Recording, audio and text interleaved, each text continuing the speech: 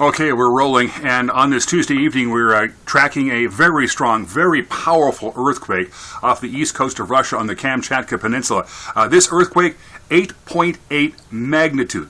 Strongest one so far recorded this year. Again, there's the Kamchatka Peninsula, there's that 8.8 earthquake. So we're also monitoring the potential for tsunami waves. The western Aleutians of Alaska now under a tsunami warning there.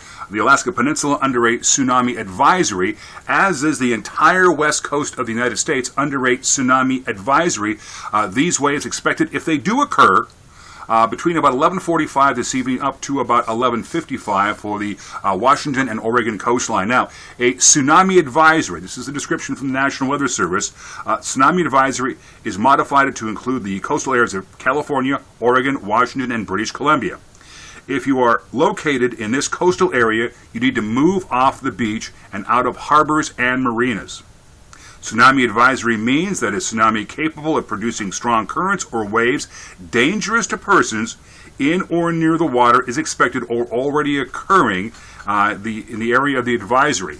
Now, again, this is a tsunami advisory, not a tsunami warning. NWS Portland has said that if we do have a tsunami wave, it'll be about a foot or less in height as it moves on shore. Now, I'll show you the camera right now. This is from Ocean Shores, Washington, and as you can see, a lot of folks still on the beach on this Tuesday evening, right on the beach. Again, NWS suggested that people need to move off the beach and move inland away from that potential wave, which will be arriving between about 11:45 and midnight tonight.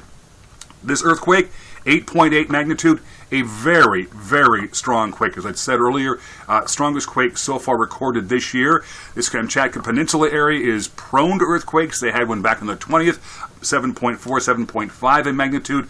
But at 8.8 magnitude, damage is devastating with a quake of this nature. The good news is, this is a very, very area that has very small population. So if there were people in the area, they certainly felt the earthquake. If there were buildings in the area, they were likely severely damaged or destroyed. But the good news is, again, this is a very, very unpopulated area of the planet. Now, let's talk about some earthquake facts. The Alaska earthquake in 1964, that was a 9.2. The Fukushima earthquake in Japan, a 9.0. Back in 1956, Chile had a 9.5 earthquake. Very strong. Now, for 8.0, you average about one of these per year. Below 4, which is typically considered to be a small to moderate earthquake, anywhere from 1 to 4, we're talking thousands of those kind of earthquakes per year. So tsunami waves, you have two plates that are striking against each other. Earthquake has occurred. That energy travels upwards and moves out in all directions, which is why Hawaii, the West Coast, all under advisories or under tsunami warnings. And again, Japan, northern Japan, Hokkaido, has also experienced a tsunami wave with this event. So more about tsunami waves right now. Again, tsunami waves can travel hundreds of miles from the core earthquake area, if you will, the epicenter, and they can travel at speeds upwards of 500 miles an hour.